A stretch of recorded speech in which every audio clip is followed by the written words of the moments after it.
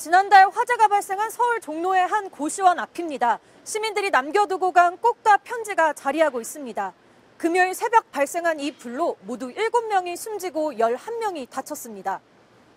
통로가 좁은 오래된 건물인데다 스프링클러가 설치돼 있지 않아 불은 순식간에 번졌습니다. 통로로 나가야 되는데 통로에서 불이 붙었으니까 천장에서 불이 붙어갖고 벽으로 이제 붙어서 막 내려오는 참이야 지금. 비극의 시작은 고시원 3층 출입구 쪽에 위치한 방 한 켠의 전기난로였습니다. 이 방의 거주자는 전기난로에 전원을 켜둔 채 화장실을 다녀오니 벌써 불이 나 있었다고 진술했습니다. 한 명의 부주의로 수십 명의 사상자가 발생한 겁니다. 실제로 이 같은 전열기 화재는 추위가 시작되는 11월부터 급증하기 시작합니다. 최근 5년간 전열기 화재를 들여다보면 11월 들어 증가하다가 12월부터 1월 사이 2배 넘게 늘어나는 것을 볼 수 있습니다. 특히 올해 겨울 매서운 한파가 찾아올 것으로 전망되면서 난방기구로 인한 화재가 늘어날 것이란 우려가 나옵니다.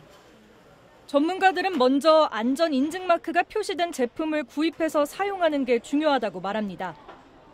이러한 제품들은 넘어지더라도 저절로 전원을 차단해 주변 가연물로 옮겨부터 화재로 이어질 위험을 낮춰주기 때문입니다. 하지만 제품의 정확한 보관 방법과 사용 방법을 숙지하는 것도 중요합니다.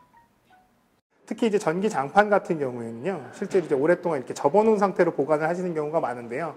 이러한 경우에 나중에 사용하실 때 펼쳤을 때 열선이라든지 전열선 같은 것들이 심하게 구부러져 있거나 이러면서 전기적인 문제에 의한 화재가 발생할 확률이 높거든요. 따라서 전기장판은 담요 형태로 말아서 보관해야 하고 라텍스 재질의 침구류와 함께 사용하지 않는 것이 좋습니다. 또한 전열기를 장시간 사용하는 경우 2~3시간에 한 번씩은 꺼줘서 과열을 막아야 하고 잠을 자거나 오랫동안 자리를 비우는 경우엔 꼭 전원을 꺼둬야 합니다. 함께 쓰는 콘센트 사용에도 주의해야 합니다. 하나의 콘센트에 너무 많은 전기 플러그를 꽂았으면 불이 나기 쉽습니다.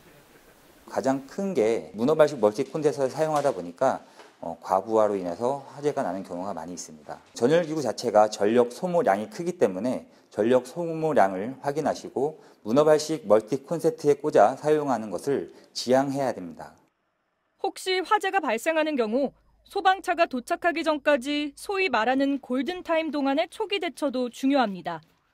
소화기가 가까이 있는 경우 활용하는 것이 좋지만 난방기구는 종류에 따라 대처법이 달라집니다. 전기를 사용하는 전열기구에서 화재가 발생했을 때는 약간 좀 다릅니다. 이런 데는 무리하게 물을 부어서 끄거나 또 혹은 소화기를 사용하더라도 이런 전기화재에 적응성이 없는 소화기가 있을 수 있기 때문에요. 이러한 경우에는 바로 집에 있는 차단기, 전원 차단기를 내린 상태에서 대피를 하시고 무엇보다 초기 소화가 어려운 경우 문을 닫고 대피하는 게 중요합니다. 또 주변에 화재 사실을 알려 빠른 대피가 이뤄질 수 있도록 해야 합니다. 지난달 말 경기도 수원시 골든플라자에서 250여 명이 대피할 정도로 대형 화재가 발생했지만 PC방 직원들이 대피하라고 소리쳐 피해를 최소화한 사례는 초기 대응이 얼마나 중요한지를 잘 보여줍니다. 지난해 발생한 화재 6건 가운데 1건은 겨울철 난방기구가 원인이었습니다. 전체 화재의 16%가량을 차지한 겁니다. 생활 속 작은 주의가 대형 참사를 막을 수 있습니다. 겨울철 난방기구 사용, 주의가 필요한 때입니다. 지금까지 현장인이었습니다.